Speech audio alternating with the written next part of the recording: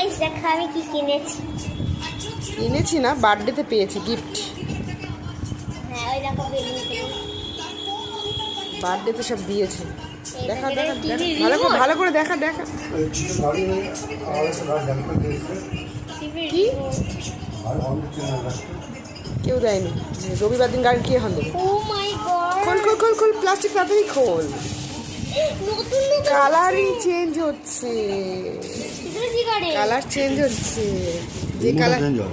যে কালার দিবি সে কালার।